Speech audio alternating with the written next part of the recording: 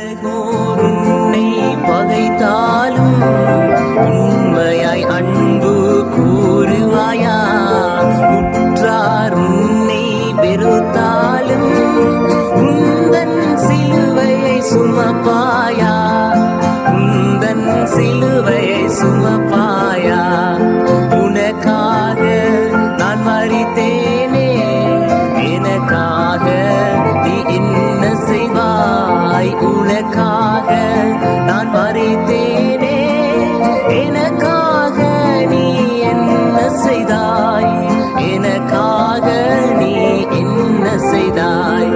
உலக மேன்மை அற்பம் என்றும் உலக ஆஸ்தி குப்பை என்றும் உள்ளத்தில் நின்று கூறுவாயா? ஊழியம் செய்ய வருவாயா? ஊழியம் செய்ய வருவாயா? உனக்காக நான் மரித்தேனே, எனக்காக நீ என்ன செய்தாய்? உனக்காக நான் மரித்தேனே, எனக்காக நீ என்ன செய்தாய்? எனக்காக நீ என்ன செய்தாய்?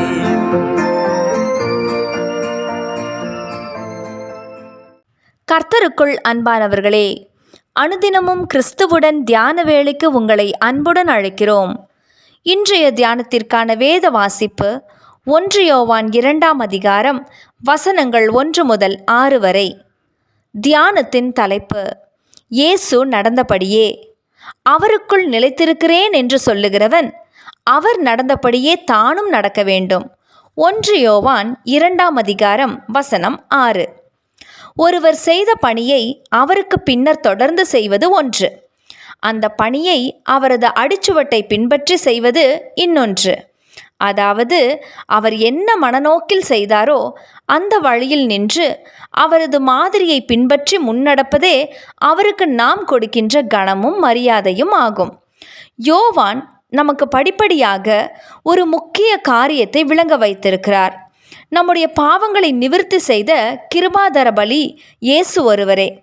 அவரை நாம் அறிந்திருக்கிறோம் என்று சொன்னால் அவருடைய கற்பனைகளை நாம் கைக்கொள்ள வேண்டும். அப்படி செய்தால் தேவ அன்பு அரைக்குறையாக அல்ல, மெய்யாகவே பூரணப்பட்டிருக்கும். இப்படியாக அவருடைய கட்டளைப்படி நடக்கிறேன் என்று சொல்லுகிறவன் அவர் நடந்தபடியே தானும் நடக்க வேண்டும். இயேசு நடந்தபடி நடப்பதா? அது எப்படி என்று நாம் தயங்கலாம்.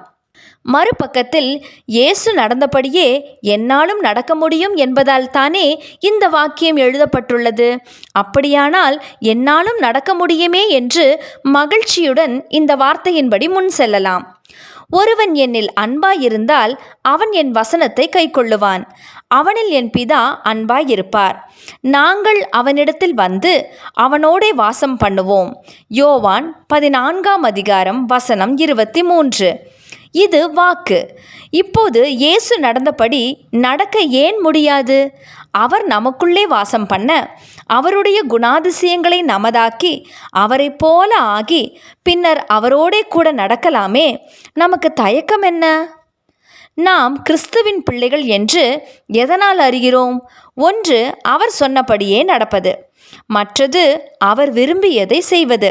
தம்முடைய அடிச்சுவடுகளை தொடர்ந்து வரும்படி நமக்கு அவர் வைத்து போன மாதிரியை படிப்பதற்கு கடினம் என்றாலும் அதன்படி வாழும்போது யாரும் தரக்கூடாத சமாதானத்தை அது நமக்கு தந்தே தீரும்.